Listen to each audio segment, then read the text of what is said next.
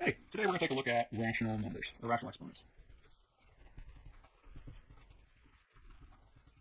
Now, we've been using the radical to write out expressions involving roots, such as the square root of x, or the cube root of 3x squared, and the like, where we have the radical, some index number that tells us what root we're looking at, and then we have some base inside the radical that we're conducting the operation on. And remember, anytime we don't have an index, we assume an index of 2. So over here, this would be a 2 or a square root.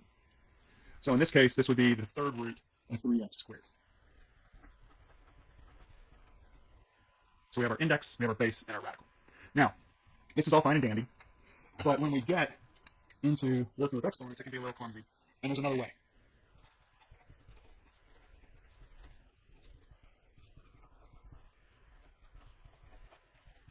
So there's another way to write roots without radicals. So let's take a look at an example of this.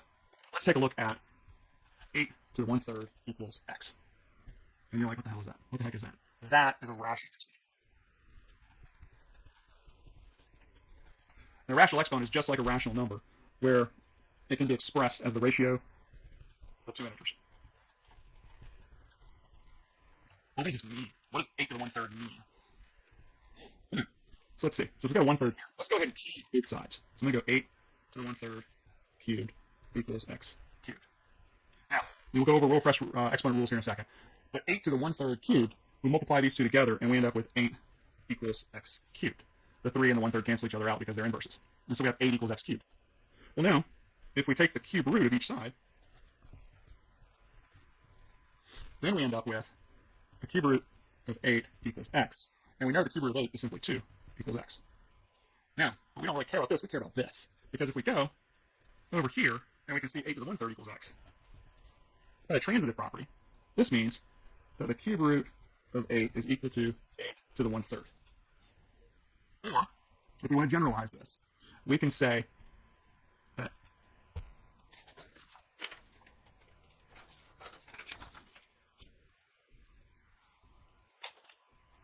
we just saw that the nth root of x is equal to x to the 1 over n. And what this tells us is that this denominator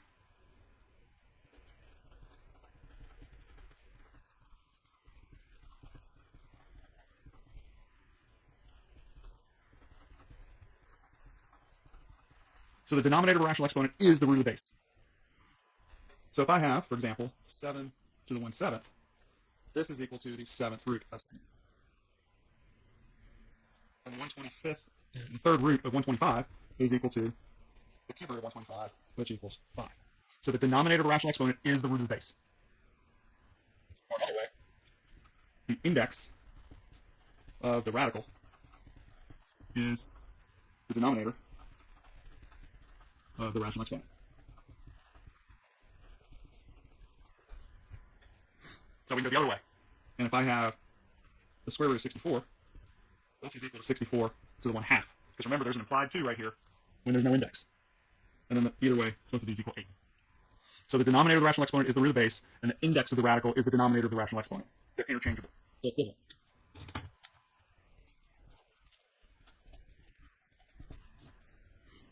So, if that's the denominator, what's the numerator?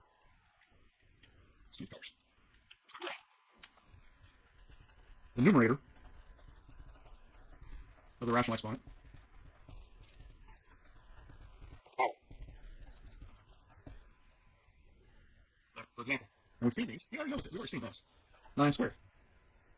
Well, if we turn this 2 into a rational, and we just say 2 over 1, we can see that the numerator is the power. And then we're just taking the first root of 9, which is 9. We haven't done anything.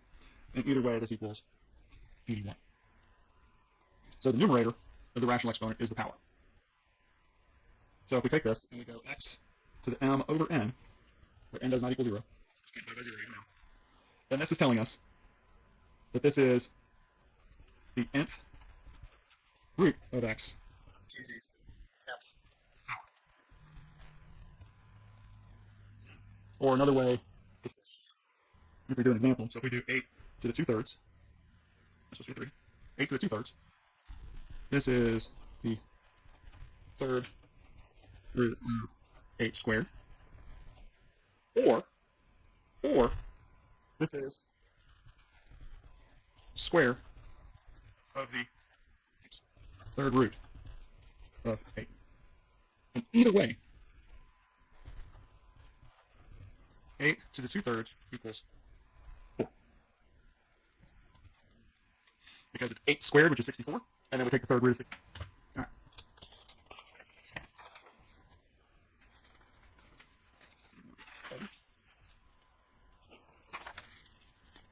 Okay. Let's look at how we can apply now that we have this understanding of rational exponents. Let's do a review real quick. Properties of exponents.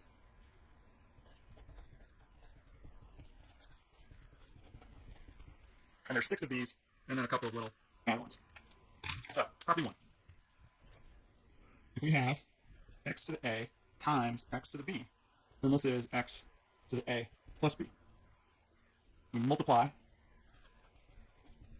same base, add exponents. For example, if I have x times x to the third, this equals x to the 1 plus 3. Because remember, when we do not have an exponent, we assume an exponent of 1. And this equals x to the fourth. So remember, if there's no exponent, we 1. So when we multiply x times x to the third, we get x to the fourth. We add the exponents. So, oops. Let's just change color. So we have a little visual differentiation as we're going here. Second rule, second property. X to the a raised to the power of b. This is going to equal x to the a times b. So if we have exponent raised by another, let's go. Now, as an example of this, if I have 2 to the third and I square it, this equals 2 to the 3 times 2, which equals 2 to the 6th, which equals 64. If we wanted to, we could do this first. 2 cubed is 8. 8 squared is 64. So when we raise an exponent by another exponent, we multiply the exponents. All right, change colors again. Rule 3. That's rule 3. There we go. Now, if we have x, y raised to the a power, so we have a product raised by an exponent. And this is going to equal x to the a, y to the a. So product raised by an exponent. We're going to distribute the exponent.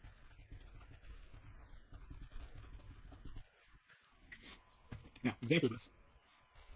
If I have 3x cubed, then this is going to equal 3 cubed x cubed. And 3 cubed is equal to 27. So when we have a product, we've got a coefficient, 3 times x raised to the third power. And the parentheses is telling us that this cube is applying to every element inside. Then this becomes 3 cubed x cubed. And then the 3 cubed simplifies to 27, or 27x cubed. So product raised by an exponent, distribute the exponent. All right. Property 4. A to the negative r is equal to 1 over a to the r. So when we have a negative exponent, we're going to take the reciprocal of the base.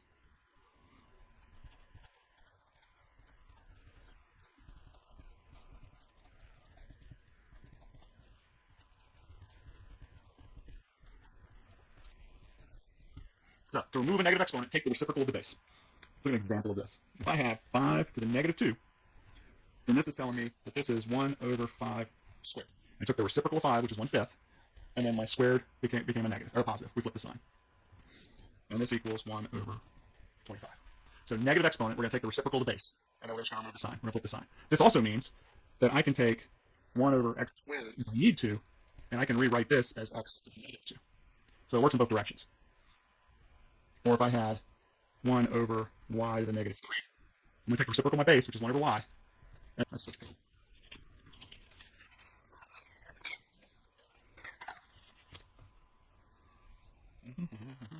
Property 5. Switch colors again. 5. So property 5 is kind of really just an extension of property 3. And this is if we have a rational expression raised by an exponent, then the exponent is distributed to both the numerator and denominator. So rational expression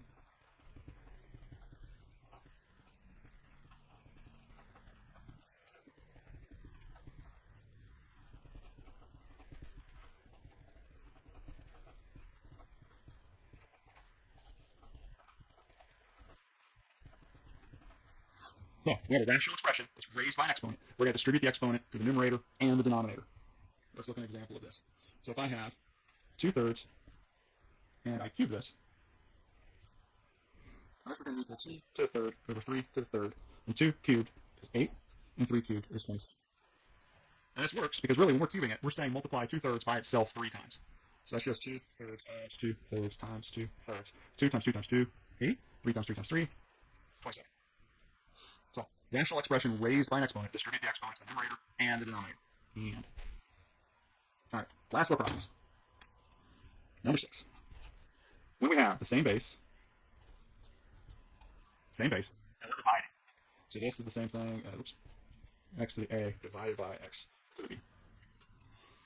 Same thing. This is going to equal x to the a minus b.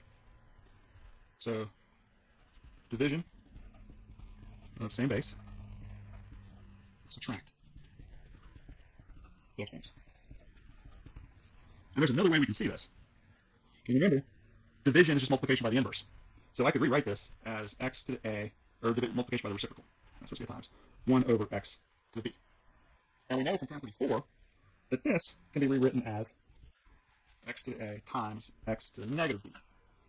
And then by property 1, we know when we're multiplying, we add. So we have x to the a plus a negative x to the b, or x minus b. So really, division is just an extension. Property 6 is an extension of property 1. Division, same base, subtract the exponents. That's our 6 major properties. We have 2 other little characteristics that we need to remember. And the first one is that x to the first power just simply equals x. So whatever the number is to the first power, it's that number. So 8 to the first power equals 8, and so forth. Which tells us if we're missing an exponent, that exponent's a 1. Our other one, the x to the 0 power equals 1. So long as x does not equal 0. So for example, 8 to the 0 power equals 1. 3x squared y to the third to the 0 power equals 1. So long as it does not equal 0, so long as this expression does not equal 0, then it raised to 0 power equals 1. So there's our 6 major rules, our 6 properties, as well as our 2.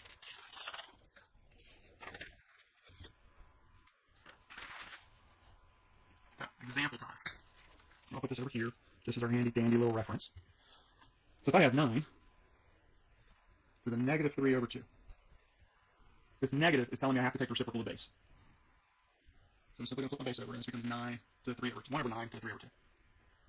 Now, from here, this is telling me I've got 1 over 9 cubed, and then I'm taking the square root of it, or I'm taking the square root of 9 and then cubing it, because these two are interchangeable. We can square root first and then or cube, then square root, or I can square root then cube. It does not matter. Either way, we're going to say this equals 1 over 3 cubed. We took the square root of 9, square root of minus 3. I applied my cube, and this equals 1 over 27. Alternatively, if you wanted to, you can wait to the end to apply the negative. You just got to remember to do it. So really, that's just playing into the negative. That's our rule 4 here, saying a negative exponent, we take the reciprocal of the base. And even though this is a rational exponent, it's fraction, we still do the same thing.